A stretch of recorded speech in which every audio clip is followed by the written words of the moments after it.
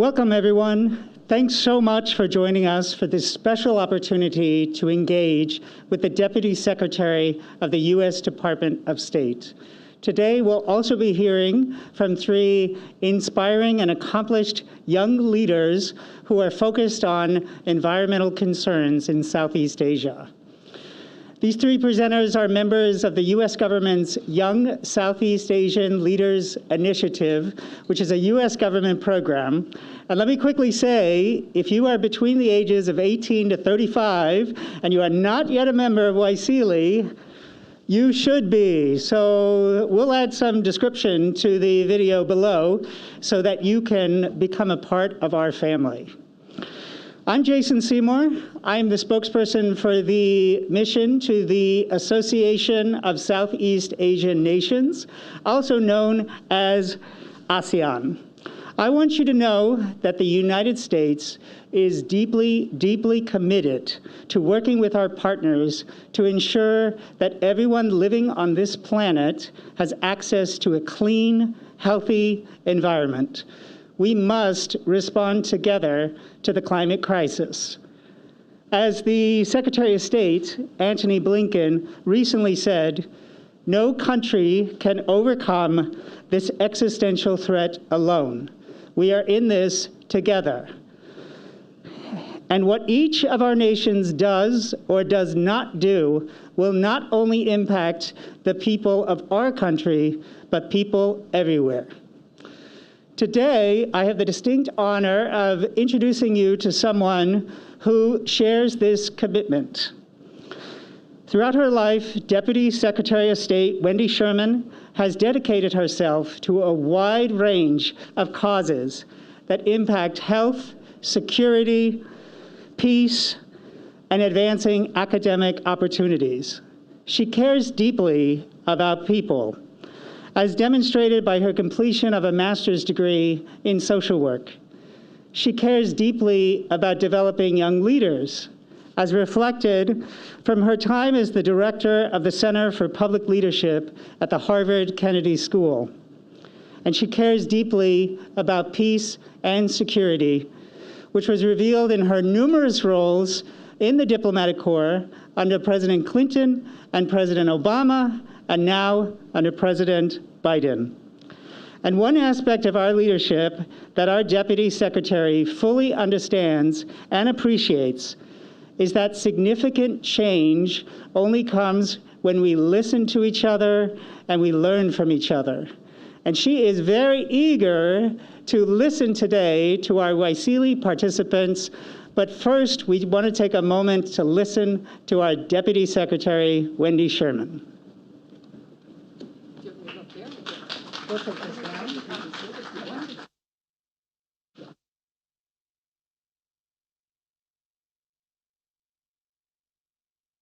Got it. Okay, so you can see one difference already between my generation and yours. I'm sitting here with pieces of paper, and my young colleague here is sitting here with her telephone. So I should have put my remarks on my cell phone, right? That's what you did, yes? So it would have been a lot easier than sitting here with pieces of paper. So forgive me, I'm learning.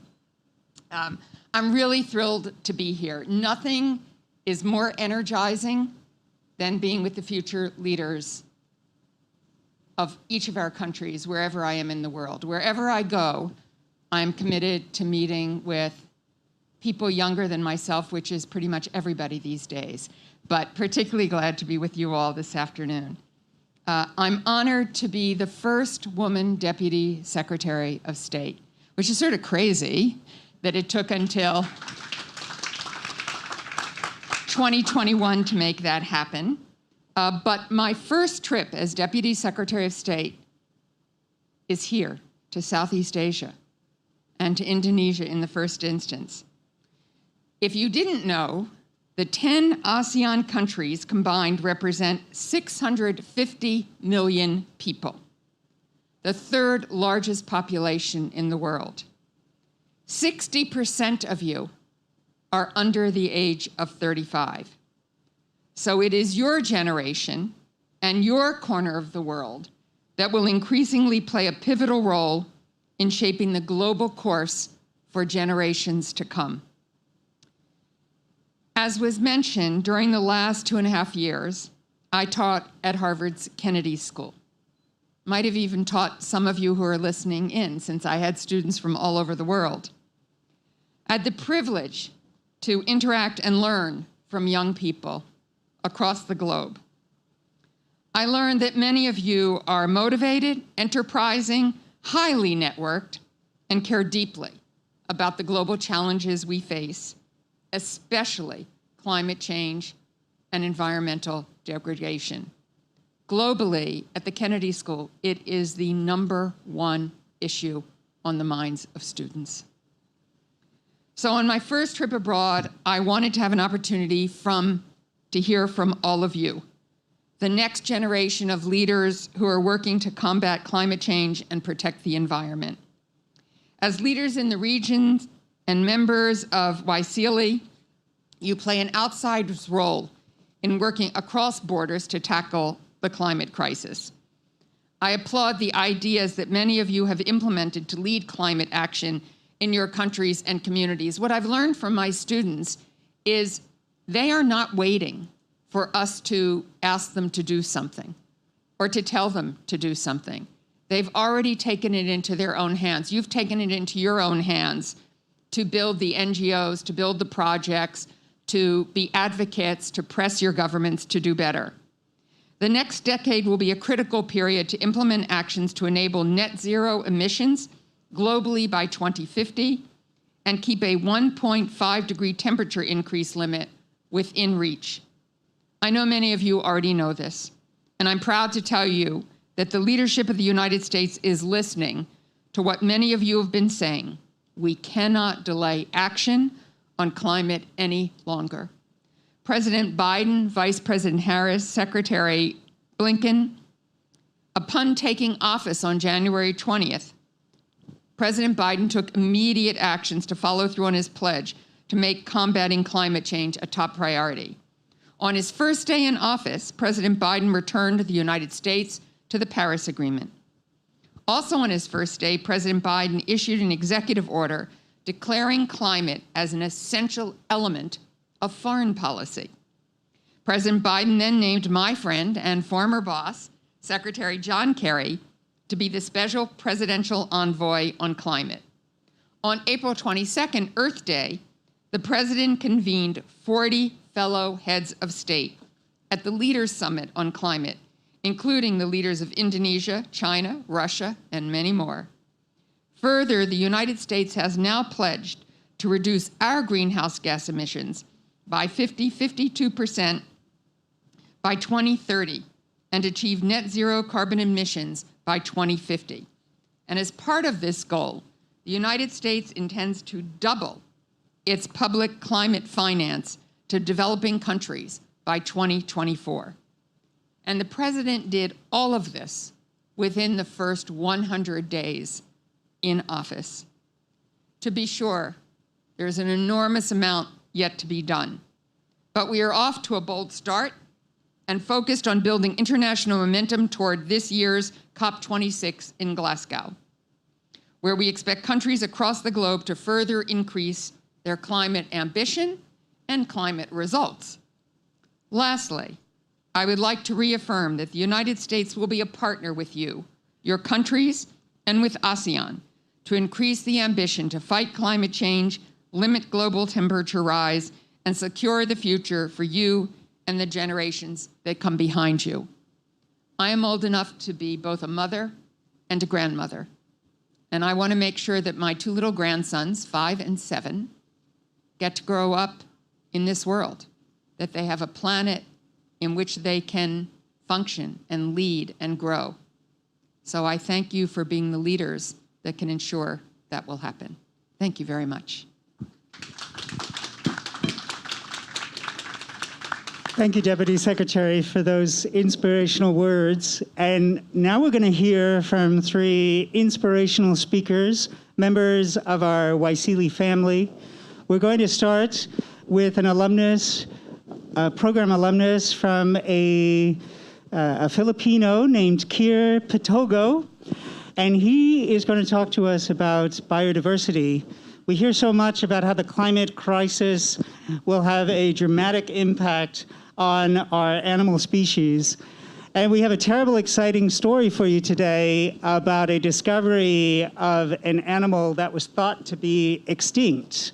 So Keir, please join us. Welcome to the program. Hello, thank you so much. Let me share screen first. I have a presentation prepared for this. Oops, I hope you can see now. So once again, good afternoon, everyone. Mayong hapon kaninyong tanan. Good afternoon, madam, and mabuhay from the Philippines. Once again, I am Keir, and I'm a wildlife biologist working at the Protected Area Office here in Southern Mindanao in the Philippines. That's in Southern Philippines. So here in our region, I grew up surrounded with nature. I live by the bay, and in the background are mountain ranges which gives us or provide us with clean water and air. So I consider myself lucky growing up because I have access to nature. So I really wanted to contribute to the conservation of our environment. So when I had a chance to pursue my master's degree in 2017, I decided to work on the biodiversity of this huge mountain range in our region. It's a key biodiversity area and an important conservation priority site in the country. Unfortunately, that mountain range there's no legal framework for its protection yet, so it's not yet protected. So its biodiversity is very vulnerable to threats such as unsustainable agricultural practices and mining. So so that's the photos of from that mountain range that I took. So as you can see, it's still pristine, and there's a lot of wildlife living in the area, of course.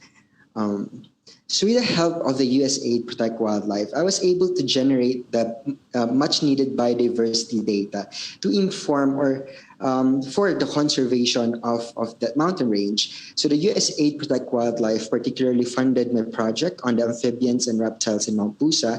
And as you can see on the screen, it's one of the knowledge products generated from that project.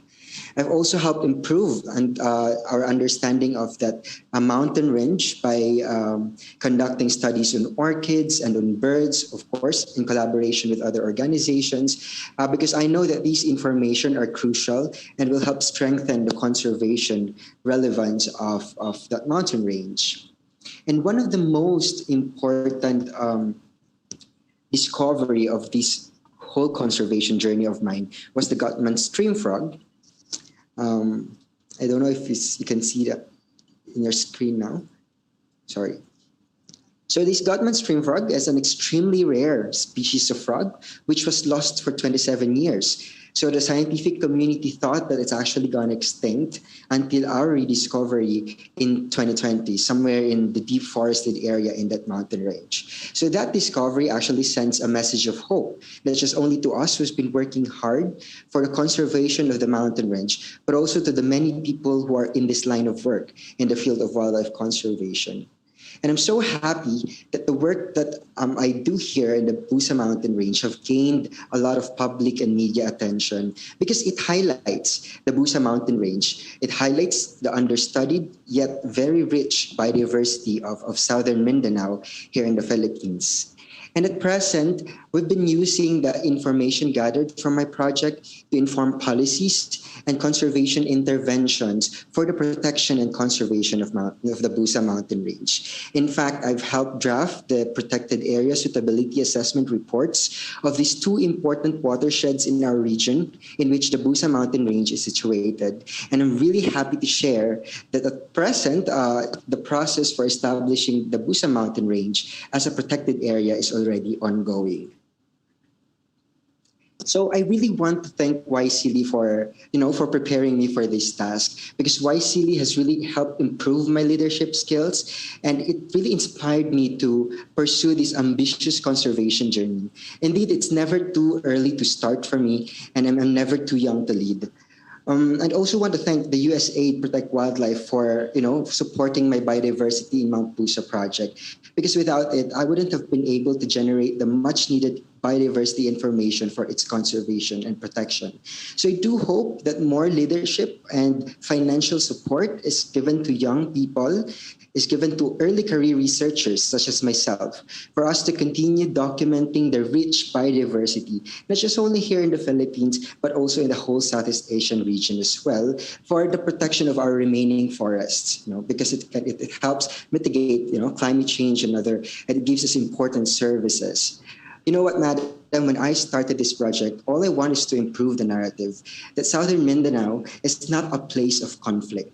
We are a place of unique cultural and biological diversity that is needing attention. So I do hope that more young people are inspired by my story to take or to start their own conservation journey and make great discoveries in the field. So that's all for me, and thank you once again for the opportunity to share my work with you. Thanks so much, Kira. Please, Deputy Secretary, if you have a question. Here, first of all, I'm not sure I'd ever let a lizard crawl up the side of my head. Really impressed with your courage and with your incredible research. The other thing, I mentioned my little grandsons, their very, very favorite activity in the entire world is catching frogs. So I hope that I can get a copy of your presentation. They will go completely wild that you found a frog that was almost extinct. They put them all back. They catch them and then they let them go. But they like to catch frogs. And, these are kids who live in an urban environment, not in the incredible scenic areas that you have tried to preserve and encourage biodiversity. So what would you say to folks, young people, who live in urban environments about what they can do to encourage biodiversity and holding on to what we have? Mm-hmm. So my message for them is to really appreciate nature around us, because biodiversity, it's everywhere, even in urban environment.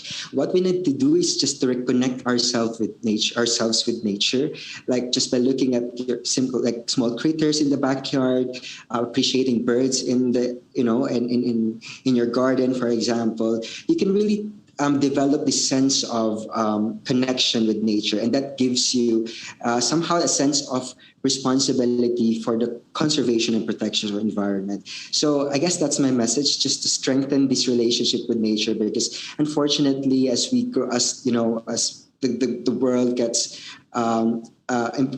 improved in terms of its technology, a lot of people have been alienated from nature, and I do hope that more young people will, try to reestablish its connection with nature. So.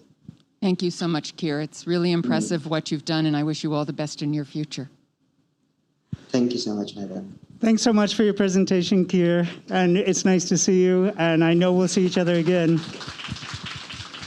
So let's move on to our next guest, who is in studio with us. Margareta Quina is an Indonesian environmental attorney who specializes in pollution, public health, and climate and energy cases. She has been involved with the Indonesian Toxic Free Network and the Indonesian Zero Waste Alliance. In addition, she was once a researcher at the Indonesian Center for Environmental Law, which is the oldest environmental law advocacy group in Indonesia. Quina, welcome to the program. Thank you, Jason. Thank you, everyone, for joining this conversation. So, as Jason mentioned, I am an environmental lawyer, and my role is to serve you all in using the mechanism that is available in the state to access environmental information, to participate in environmental decision-making, and also, when it's really necessary, to go to the court to enforce the law, to use the right that is available to us to get the environmental justice. So I was really lucky because my education as a part of Fulbright program gave me the substantive knowledge necessary to gain all this rustic knowledge about old brown pollution issue. But it was really YSEALI, Women Leadership Academy, that gave me the soft skill in navigating these cases, the relationship that we have in environmental cases, and take it beyond the court. It's really about connecting with the people who can take the cases and use the outcome of the case in making the changes. the people in the government, the people in the industry, the urban people, and the consumers. So the case is only as good as its plaintiff, and it's only as impactful as the people who can use the outcome of the case to push for the changes and influencing the decisions within their own role. And environmental cases will not impacting if it stays within the court. It will only have the impact that, that could really make a change when the people in the movement use it within their own hands. And I'm going to demonstrate one of my favorite cases in here. It's a old water pollution case from about 2015. The people in this room might know Citarum River. That is a old polluted river in Indonesia, and there's been many efforts to kind of like tackle the pollution. And in 2015, a group of environmental NGO decided to file a lawsuit against the permit. And my role in there was really insignificant. So I just accepted a last-minute request to review the filing. And I just pointed out to the lawyer, oh, there's this really highly technocratic instrument called pollution load that you can actually test in the court. And they used it. And the case made its way into the Supreme Court and winning. But what we didn't know was this tool, the pollution load, has been critical for the people inside MOEF to advocate for a change in the government priority to allocate more funding for more effective pollution control that is tailored to permit. So it is really because these people in the government side and also the people in the slow fashion movement who really care about changing their behavior in buying more slow fashion, more environmentally conscious brands that really make the case successful. Yes, the outcome was good, but it was really, really the decision that outside the court that makes it really significant. And this illustrates why everybody in here, including your question, Deputy Chairman, all of the people in the urban areas can play a critical role in environmental conservation, in issues that is really invisible to us, in the climate change, in the fight against coal, and so on. What I observe from the cases, environmental cases especially, is there's this really technical things that needs scientists to take their part and produce analysis, data, technical work. But as soon as it's available for the people, some advocates who can push for a more kind of like adversarial challenges can actually take it into their own hands to push for accountability and do the kind of like difficult political commitment work. So I was really impressed with the work that US government has been doing with Asian countries. For Jakarta, for example, the technical analysis and the data availability, the transparency that you pushed has been really helpful in many cases, including in one of the fight on air quality that Jakarta Citizens is initiating. And we thank you, and we really hope to see more people being able to access the peer learning, the inspiration from the environmental movement across Southeast Asia, and also deciding about how they are going to play the role. Thank you so much.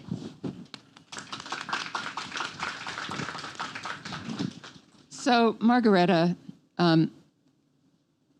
you know, there is a huge population of young people across Southeast Asia. They all need jobs.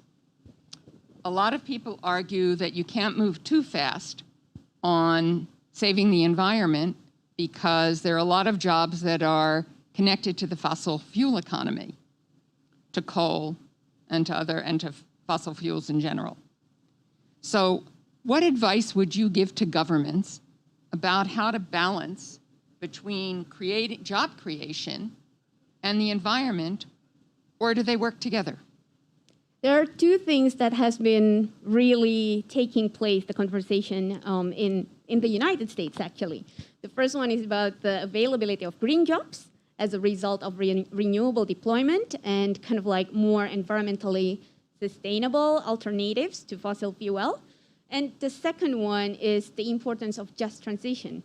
And actually, it was also from my US colleagues that I learned about the fight to really ensure a just transition plan as a part of the climate deal and the transition from the fossil fuel.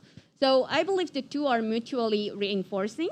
And as I mentioned earlier, it's definitely involving a lot of analysis from the social science, from the scientific perspective, and economic perspective as well. And I think we can only know as long as those information are widely available and allow discussion within or between the citizens. If I can follow up for just one moment. I think most people here might know, but just in case they don't, if you'd explain what a just transition means. So just transition basically recognizes that, yes, there would be adverse impact from transition to fossil fuel, and that impact will likely felt more hard by some population. For example, the poor, the people who's working within the fossil fuel industry, and it's actually also the people who feel the most climate impact because of their economy or race or because of the other things. So just transition acknowledge that fact and take their voices into account and really make sure that these people, this vulnerable population who's been depending on fossil fuel, get a just alternative, get a kind of like priority in the transition, or at least being taken into account. Thanks so much. My guess is you're going to be very much a part of the leadership around that just transition. Thank you very much. That's actually the people in here, I guess. I was just Indeed. at your service. Thank you so much, Aquina. This is the second time you've participated in a mission program, and your passion just excites me so much. So keep up the good work. So now let's move to our third presenter, who is from Burma, Nin Pyu Sin. Nin is an environmental science and flood management specialist. Many communities, as we all know, could be deeply impacted if the sea levels rise because of climate change. And so flood risk is a very, very serious issue. Welcome to the program, Nin.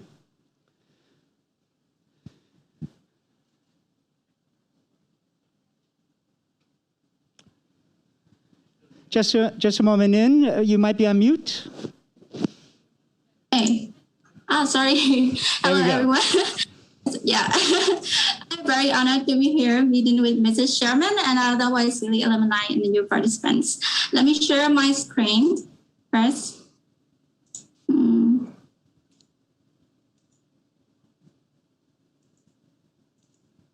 Okay, I hope everyone might see my screen, but that's just showing my participation in the YSEALI program. So I have joined 3 YSEALI programs: YSEALI Summit, Academic Fellowship, and Regional Workshop. The Academic Fellowship was the last one that I participated.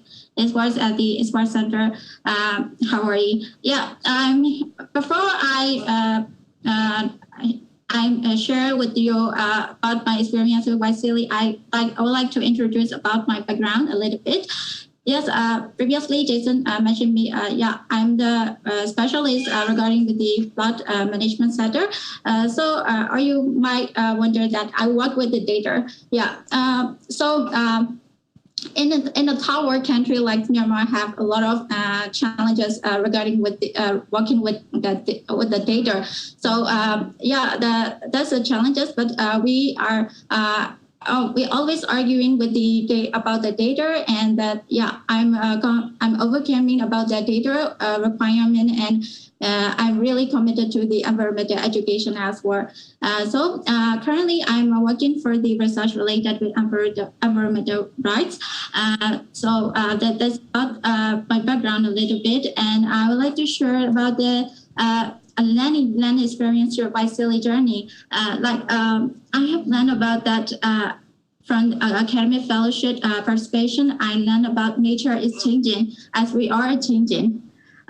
Because And then our suffering is the reflection of our actions. I say so because the natural changing process is the slow process, but because of our unsustainable development patterns and also over-consuming patterns, our arts are paying back to us. Like in Myanmar, we have a lot of we are abundant with the natural resources, but we are lacking with the sound lack of environmental policies and law. I mean the updated environmental laws and policy. So those are because of those the problems that we are suffering. Our environment that we cannot develop our sustainable environment. So in this way, my environmental concern is that we have to make a collective action. Like everyone has the power to change our environmental pattern. Like I would like to denote the humankind that we are the environmental doubters. We have the power, and then if we collect with our own actions together, and we can cure the environmental problems. And last but not least, that this YSEALI program is the giving chance of the youth to participate in the environmental and in the sustainability development system, and give the making the youth to contribute with what their concerns are. So it's the highlight of the YSEALI program, and I'm sure if we make room for our leaders and welcome their created actions, then we can move to a better future, and then we can create our own green futures. Yeah.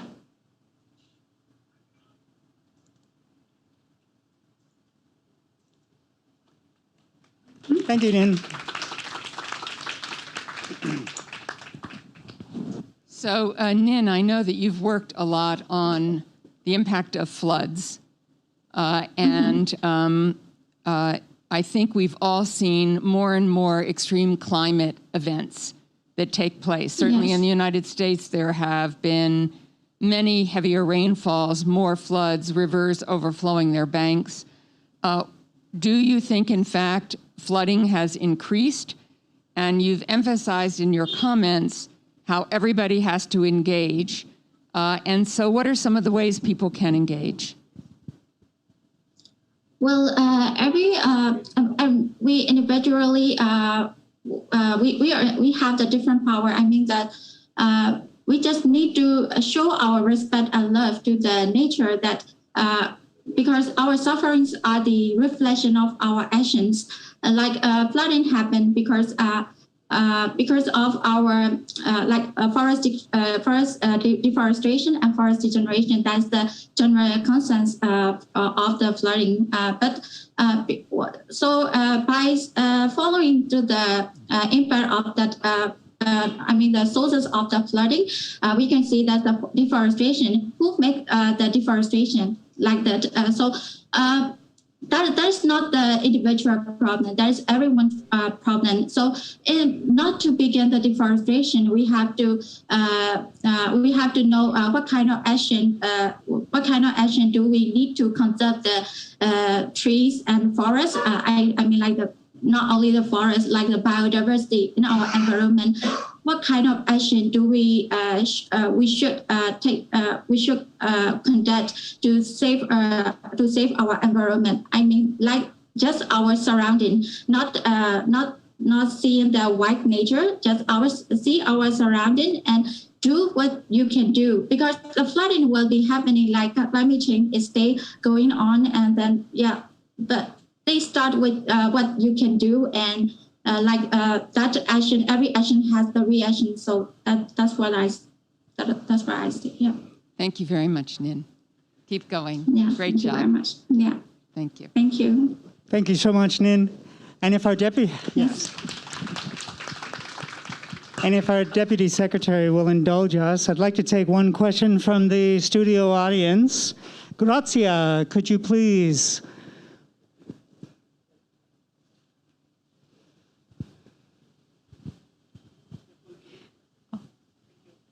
Thank you so much for this opportunity. My name is Gracia. I'm the SUSI alumni, study of United States Institute in 2010 at the University of Montana.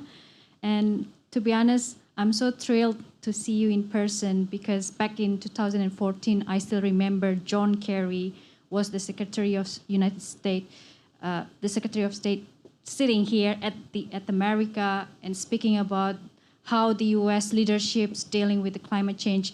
And then we're now having Biden's presidency invited John Kerry again, even as the special envoy for climate change, and you're even giving more detailed explanations on the commitments of the United States.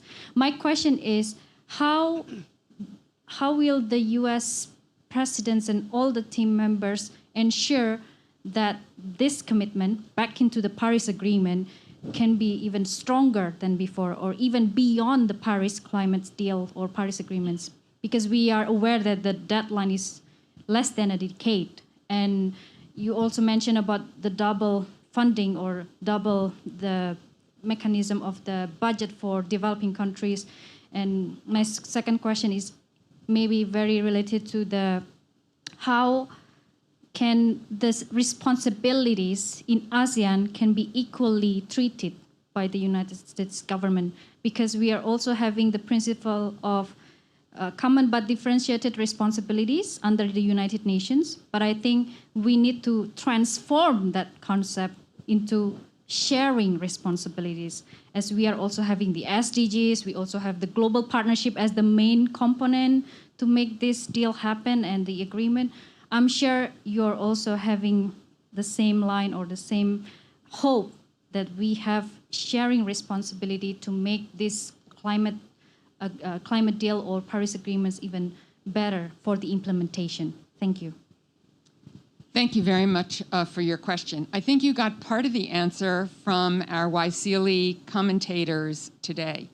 All three spoke about how each one of us has to take responsibility, that this isn't just about government leadership. This isn't about NGO leadership. This isn't about business leadership alone. This is about individual commitment to getting to the net zero emissions that we all are striving for. So yes, the United States is going to double funding. The United States is going to support with technical assistance and other forms of assistance all the countries in the ASEAN community who are trying to move forward, many of which are already having to adapt and mitigate the effects of climate change. When I look up, my mask and my breathing, you all of a sudden disappear. So that's why I'm holding my hand up against the lights, because I want to be able to see you. So I think it is individual responsibility. It is things we have to press business to do. And we're seeing more and more businesses understand that the future is all of you, and all of you care about climate. And since you are all consumers and important consumers to corporations, they're beginning to respond to your demand that they think about what they're doing to help get to net zero. And we also see all the advocacy from all of you as part of organizations, as individuals, and then ultimately, leaders respond to their citizens.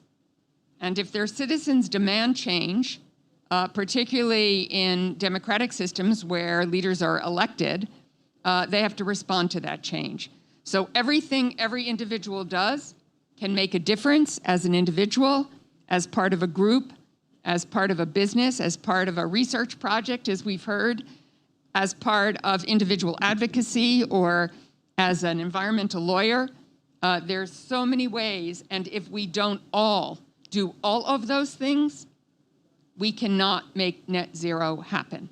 So it really is on all of us to reach the objective that you have laid out. Thank you. Thank you for the question. We wish we had an hour and a half so we could keep you for a lot more questions, but unfortunately, we're just about the end of the show. would you like to make any last concluding comments for our audience and our in person and virtually and all of our YSEALI members? I think I'd go back to what I said a little bit at the beginning. The future belongs to you all, to all of you who are here, to all of you who are with us virtually. We've heard from 3 leaders. It could have been any one of you sitting here or joining virtually who could have spoken about your own efforts. So I salute you all in what you're doing every single day. This has been a really, really tough couple of years because of the pandemic. And I have no doubt that in part we've seen this pandemic because of the change in the environment and what it means about the transmissibility of pathogens. I'm sorry that we are all sitting here in masks. I'm thrilled that we are actually sitting here, some of us, and some joining virtually. But we all have to do whatever we can to make sure that we will not be here again. And that future and that leadership is about you. I went to the Kennedy School to teach because I wanted to be with the young people who were going to make a difference for tomorrow. You are among those young people, and I thank you now, today, for what you are doing today and what you will do in the future to keep our planet safe and in existence, quite frankly. Thank you so much, and thank you for having me here today. It always gives me energy on a long trip to be with young people and see all that you are doing. Thank you so much. Thank you to our audience, both in studio and virtually. Thank you to all the Southeast Asians who are doing what you can to tackle climate change and make the environment more green. Thank you to our YSEALI members for all the hard work you do. Thank you to our 3 YSEALI participants for your presentations and dynamic answers to the questions. And thank you, of course, to our Deputy Secretary. Thank you so much for joining us.